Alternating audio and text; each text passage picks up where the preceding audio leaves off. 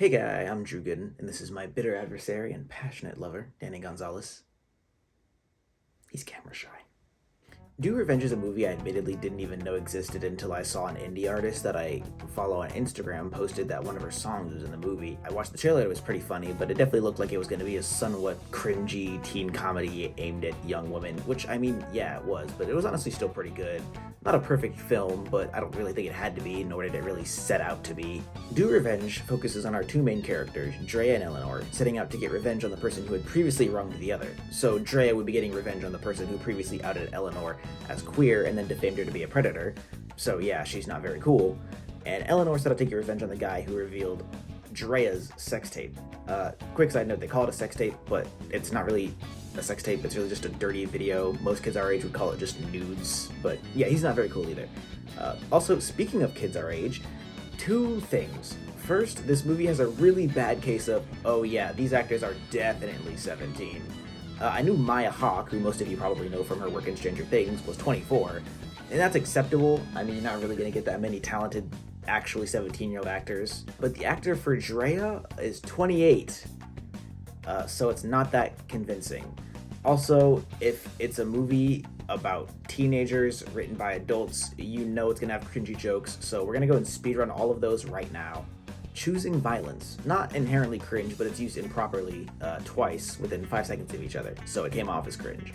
One of the characters says peaking in high school is cringe. Yes, it is, but not as cringe as that line was. We all love an emotional terrorist. That line could have worked, but it felt weird coming from Maya Hawke. Her delivery was not that great for it, and the character who they were referring to as an emotional terrorist wasn't even an emotional terrorist, or at least not the time this line was said. High school hitman, or woman, or NB. The line could have been funny and probably would have been, but it was written by someone at Netflix, which makes me feel like they were doing more pandering than they were actually trying to be funny. Like, if this was written by someone at Hulu, I honestly wouldn't have even bat an eye, but I'm like, is this a joke? Or is this Netflix actually trying to be inclusive? I ate some of your kids yesterday. This was actually not cringe.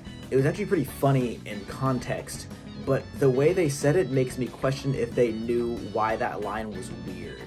There's this somewhat prolonged bit where Eleanor is talking about her love interest, Gabby, and she said, I want her to hit her with my Tesla and back over me, which was funny, but they made two more jokes similar to that, like the, oh, I want to, like, throw a toaster in the bathtub or whatever, and they got increasingly less funny, and Drea's wasn't funny at all. It was fine, but they ruined it. And you'll never get away with this. They seriously wrote that in a movie in 2022, and honestly, I'm taking a whole number off the score of this movie for it. Not okay, Netflix. Actually, that's all of them. I expected there to be a lot more, and I mean, if you watch the movie, you'll probably find more that you didn't like. I thought they worked within the context of the scene. Those are the ones that just felt outwardly wrong. The movie definitely got better in the second half. Like, I think only the You'll Never Get Away With This was in the second half. It was like the beginning of the second half. Second half of the movie, writing was a lot sharper. This movie was actually really funny outside of that. The humor was actually pretty restrained for the most part. It wasn't constant in-your-face jokes. It was obviously written for people my age, so it wouldn't be nearly as funny for someone who's like a millennial or has a job. But that's entirely fine. This movie knows its target audience. The acting in this movie is surprisingly good. Nothing Oscar-worthy outside of maybe Maya Hawke. And that's not really that she gave an Oscar-worthy performance, but she did have a monologue in the second half of the film that was pretty good. I genuinely think that if some of these characters had more time to shine, they would have got their job done really well. A lot of the actors are actually surprisingly good for a Netflix teen drama, but yeah, they did great with the scripts they were given. One of the problems with this movie is its use of licensed music. Actually, I'm not really sure I'd consider it's a problem, but there's one scene. It actually opens with Olivia Rodrigo's Brutal, and I genuinely stopped and thought to myself, did they write this movie because this song exists?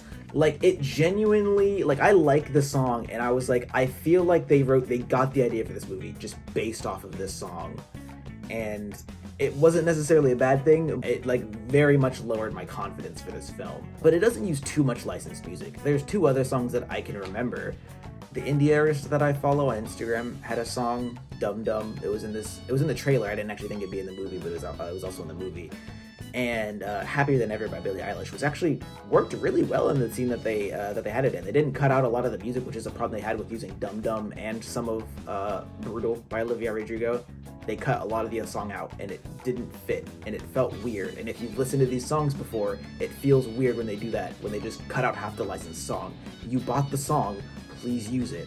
The camera work in this film is pretty solid. Not really that many creative shots, but nothing really offensive. It doesn't try to be anything it's not, like I've said before, but unfortunately, outside of this film's brightly colored set, it doesn't have that much of an identity. There's one shot I'd probably say that's actual cinematography, an actual scene that tells the story, but this movie does use a lot of shot reverse shot.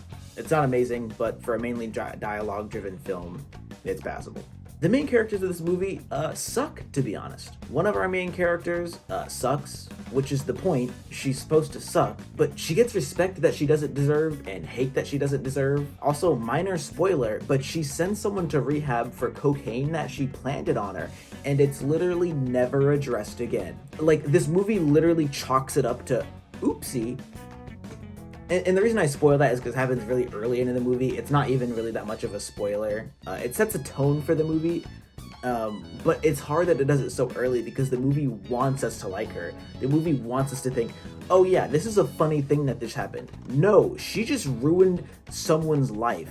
Drea's actions have no consequences. Most people's actions in this movie have no consequences, but we'll cover that in the spoiler section. Eleanor is actually arguably the best character in this movie, but her justifications for her terrible actions are, we're teenage girls, we're psychopaths. Yeah, no shit. But once again, we'll touch on that in the spoiler section. She's considerably more likable than Drea because she's not outwardly or intentionally a bitch. This film's biggest bitch, though, is Max. That guy. But the actor did a great job. He's a good character, but his girlfriend sucks, along with the rest of the basically unnamed side cast. They're not fleshed out at all, and they flip sides like a fucking pancake.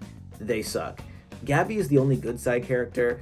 Also, I like that they didn't treat a gay couple as some spectacle. They're just a couple in this movie. They don't act like it's something amazing. A lot of this movie is actually surprisingly good. Unfortunately, the plot twist hinges on someone forgetting an entire part of someone's life, but that's surprisingly well done. It doesn't actually make you question because they do have a reason for why it would work. So I'm not going to question it that much, but I think my suspension of disbelief was running a little thin at this point. I wasn't expecting the movie to be interesting for all 2 hours. I wasn't necessarily glued to the screen, but I had a good time watching, mainly thanks to the humor that's, once again, it's not so in your face. The problem that this movie lacks mostly in is there's nothing that really special about it. The setting is cool, but outside of that, it doesn't have anything really of its own. It doesn't have an interesting directing style. Not many of the characters aren't archetypes for a certain type of person. I could easily confuse this for other teen dramas if I didn't, hate teen dramas. But before I give my closing thoughts for this film, I really need to get in spoilers territory to explain why this movie is gonna get the score that it does. So skip to this timestamp if you don't want to hear that. He is now going to count down from 3. And if you are not ready when the countdown finishes, we are going to spoil the movie for you. Okay, now that we're all here, none of the characters' decisions in this movie make any sense. Like, why the fuck would Drea's best friend date the guy who posted her nudes online and then furthermore go on to exile her from her own friend group in favor of that guy? Where the fuck did Drea get cocaine from? Like, she just planted cocaine, but it's never addressed where she got it from or where she planted to get the girl caught. It literally happens in a jump cut. Eleanor and Drea drug the whole school, and it's funny for like 15 seconds, but then immediately horrible after that when you realize, oh shit, they just drugged a whole school. Also, the girl that she framed for drugging the whole school got her life ruined and sent to rehab. She has no life anymore, which also happened to the girl she planted cocaine on. I understand Eleanor is crazy, but she crashed a fucking car into Drea, and it's never addressed again. But worse than that, Drea just has a new car at the end of the film. Like, it's stated that Drea's mother is borderline poverty-ridden. She works overnight as a nurse. who just to get Drea into Rose Hill, but somehow Drea still has enough money for cocaine, an insane amount of clothes, and a new whip by the end of the film. So, why in God's name did Eleanor even do what she did to Carissa?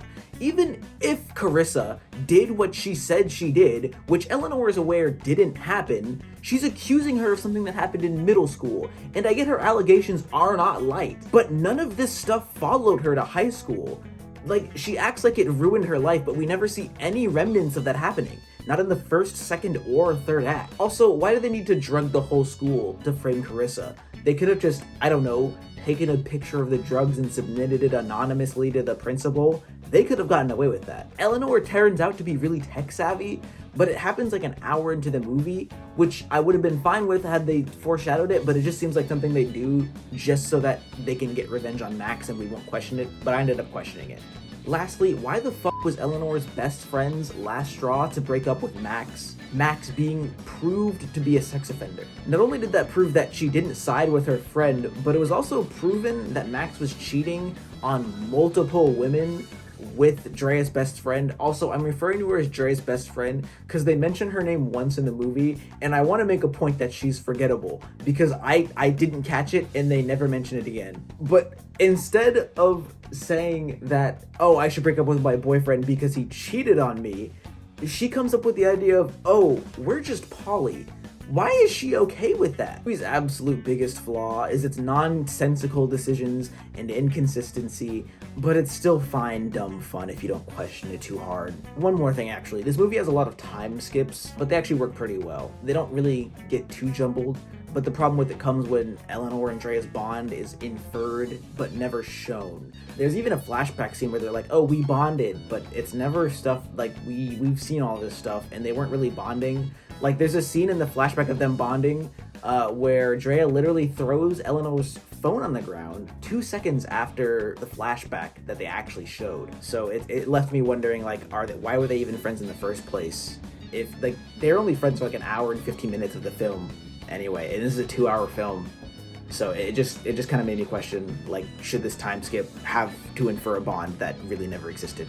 Do want to give credit though, can't do this anywhere else in the movie, so it's going to be the last part of the spoiler section, but the 2 funniest lines in the film to me are, come on, let's give it up for respecting women, and we should just be out there eating ass, which personally resonated with me. Oh, and also need. Overall, this movie is pretty okay, definitely funnier than I thought it was going to be for sure, and actually really ended up liking the Rose Hill location. Once again, it's pretty much the movie's only real source of identity, so maybe that's why I ended up getting attached to it. But I did like it. That being said, it does come with the flip side of this coin where they're like almost in this Barbie world where like everybody has like too much makeup and their faces are like shiny. Like, it's really bad. Like, notably, it happens to Drea and the principal, but even the male characters have this problem to it sometimes. This movie was okay. It has some problems with inconsistencies. The characters weren't really that likable, and their decisions really didn't make that sense. But it's a basic teen dramedy, and it's a good waste of 2 hours. The second half of this movie is much better than the first half, well, which might be odd for those of you who didn't watch the spoiler section, but if you did, you probably get why I'm going to give it a score. But the writing is much better humor and plot-wise in the second half than it is the first half. I'm going to give this movie a 6 out of 10. It just had too many problems to rate it any higher, but I did enjoy watching it. If you're looking to waste time with friends and have just for a fun movie, it's a 9 out of 10, but critically, it's got to be a 6 out of 10. I'd still recommend you watch it whenever you have the time. That's all for this one. Danny, did you want to take us out, play a little something? He has such a way with words.